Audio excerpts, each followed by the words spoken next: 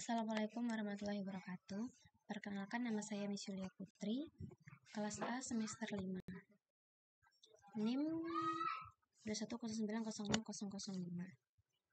Baik, di sini saya akan mereview jurnal di mana topik yang saya ambil itu adalah gizi balita. Judul jurnalnya itu adalah faktor resiko kejadian gizi buruk pada balita di Dusun Teruman, Bantul. Yang dimana tujuan dari penelitian ini adalah untuk mengetahui faktor-faktor yang berhubungan dengan kejadian gizi buruk pada balita di Dusun Teruman, Bantul. Yang dimana variabel yang digunakan itu adalah anak, balita, dan ibu.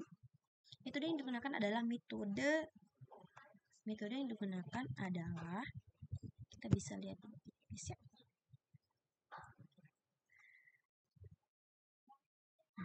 Metode penelitian yang digunakan adalah di mana populasi.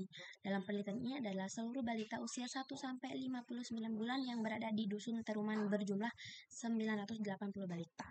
Sampel berjumlah 108 dan 108 ibu dan balita yang ditentukan berdasarkan rumus, yaitu sebanyak 10 sampai 15% dari total populasi yang diambil melalui teknik purposive sampling, yaitu milih berdasarkan kriteria yang ditentukan peneliti. Dengan responden dalam penelitian ini adalah ibu dan balita yang terpilih menjadi subjek penelitian. Dari kriteria inklusi dalam penelitian ini adalah balita usia 1 sampai 59 bulan yang tinggal menetap di Dusun Teruman, Bantul, yang hidup bersama kedua orang tua dan memiliki kartu menuju sehat atau KMS serta buku kesehatan ibu dan anak KIA. Seperti itu.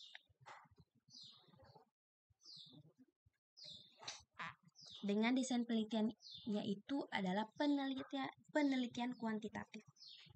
Langsung saja kita beranjak ke tabel, yang dimana distribusi tabel pertama ini distribusi frekuensi karakteristik responden dengan variabel riwayat sakit, status pekerjaan, pendidikan, jenis kelamin, anggota keluarga, pengasuh utama, pola pemenuhan gizi, pola asuh,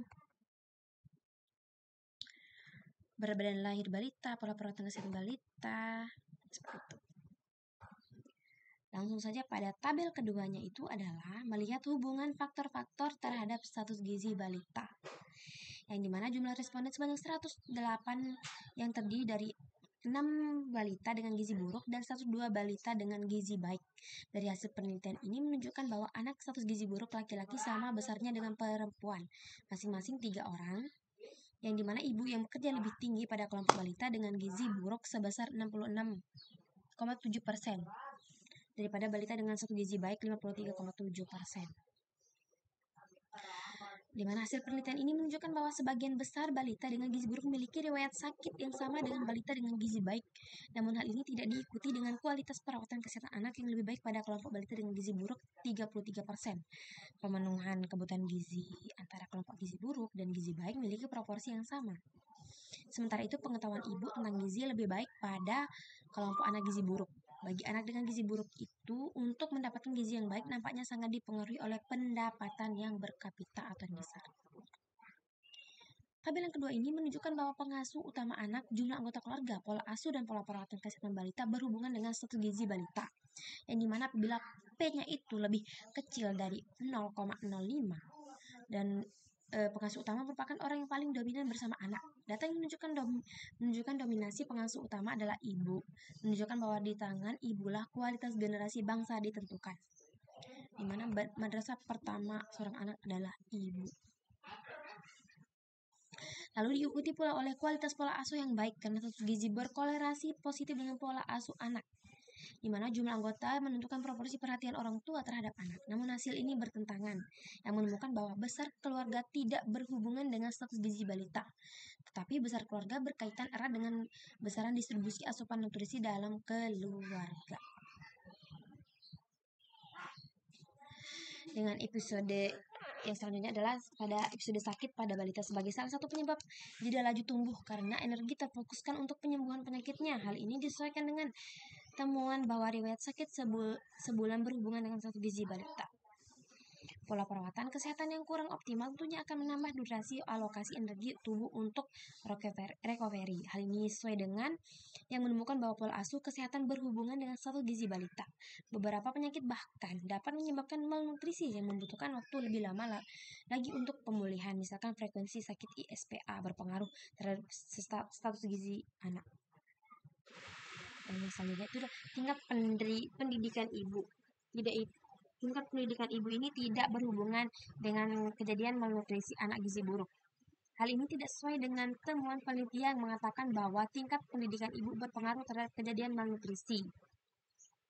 Selain tingkat pendidikan ibu, penelitian ini justru menemukan bahwa berat lahir anak dan jarak kelahiran dan riwayat infeksi kronis berpengaruh terhadap kejadian malnutrisi pada bayi.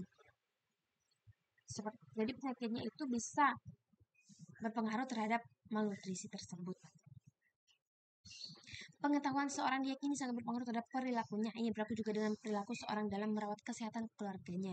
Namun, di temuan ini bahwa tidak semua ibu dengan tingkatan pendidikan dan pengetahuan tentang gizi yang tinggi memiliki perilaku hidup bersih dan sehat yang baik. Status pekerjaan ibu tidak berpengaruh terhadap kejadian gizi buruk pada balita. Hal ini tidak sesuai dengan yang ditemukan bahwa balita dengan status gizi buruk berasal dari keluarga dengan ibu yang bekerja.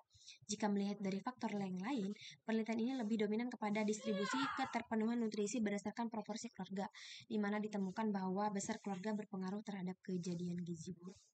Seperti itu. Jadi kesimpulannya, Jadi, penelitian ini menemukan bahwa berat badan lahir bukan sebagai faktor yang berpengaruh terhadap kejadian gizi buruk.